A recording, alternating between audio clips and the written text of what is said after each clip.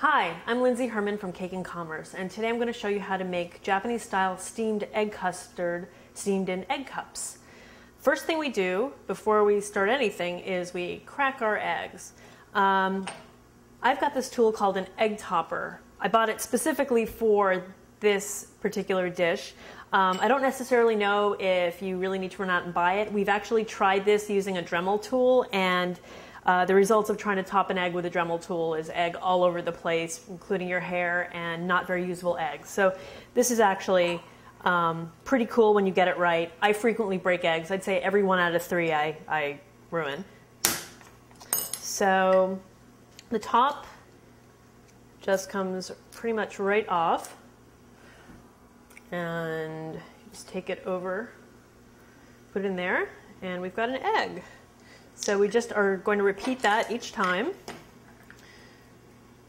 On the narrow end of the egg, if you can't get a fingernail in, you can put in a knife.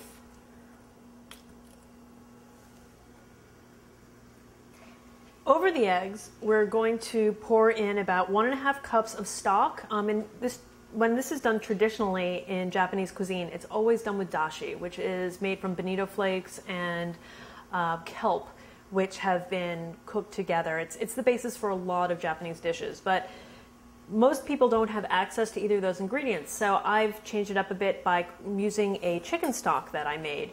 If you're going to make this dish, this is so important, make sure you have a very high quality stock. When you use a lower quality stock or a stock out of a box, you're really going to taste the stock in this dish. This is about eggs, but it's very, very, very mildly seasoned. So great stock is essential. So we'll just pour some of that over, make sure it's cold, and we'll just whisk it a little, just break up the eggs. Part of this is we want the custard to be really fine.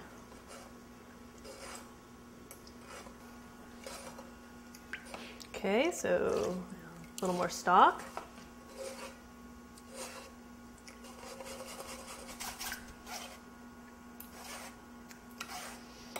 So while we're throwing this stuff in, we'll throw in a little bit of sugar. That's about a teaspoon of sugar. Oops, kind of went all over the place. It's all right.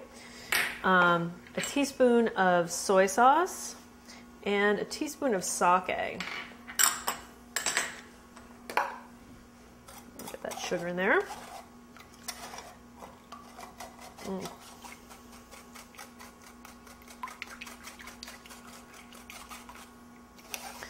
And we'll just keep whisking this until everything's pushed through except for a little bit of the membrane.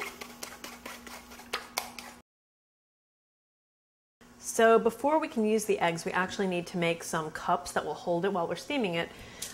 These are so easy to make. Tin foil.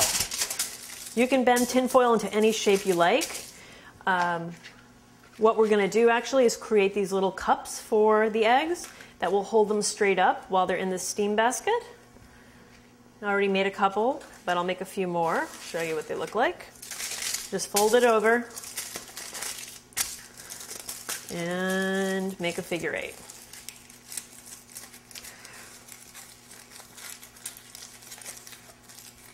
You can also just make them one at a time, but the figure 8 is kind of time-saving. Although, if they aren't in a figure 8, you can spread them out a little more easily. Just got a couple more. Okay. Before we steam the custard, we want to put in a couple little seasonal treats at the bottom of the eggshell. So it's not just custard, it's custard with some kind of surprise at the bottom. Traditionally, things like ginkgo nuts or chicken or pieces of shrimp will be used. I like to have more of a vegetarian bent, and I try to choose things that are going to be reflective of the season. Now, because right now it's spring, what I have is fava beans, some sauteed ramps, which is wild leeks, and well, a couple little mushrooms and some purple shiso, which is called perilla. So I just put like a little fava bean inside each of them, and a couple little pieces of mushroom, not much. You do want the pieces to be small because you're going to just be serving, oh, that's a little big. You're just going to be serving these little eggs to people, and you really don't want to have an ingredient that takes up too much space inside. So now that our eggs are ready to go, we can pour custard in, and it's not going to bubble up or boil, so we can go pretty close to the top, but not too close because we are going to have to move them around. So those look nice, and they're ready to go. So over here, I've kind of jerry-rigged a steamer. I don't have a proper steamer, so I have this old pasta basket and this large stock pot, and I've kind of tried to contain the steam by putting tin foil. Maybe you're lucky enough to have a steamer at home. You don't need a steamer at home to do this. You just need to be able to put something together that will produce a steamer-like effect. So we'll just place these in. Make sure your steamer is low, like that your heat is low when you're putting this in, or else you can burn yourself. Steam is extremely hot. All right, and just make sure they're upright. And you can put the lid back on and turn the heat up.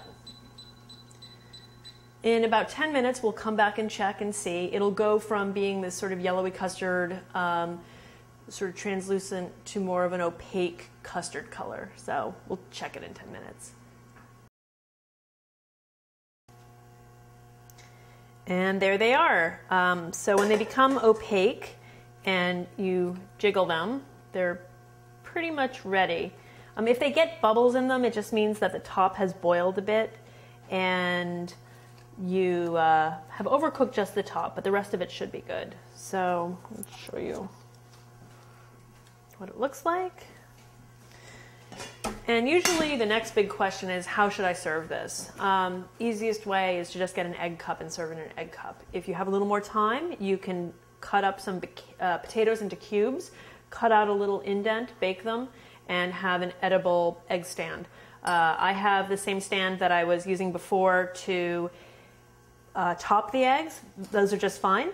And you'll find that the standard spoon fits into it really nicely.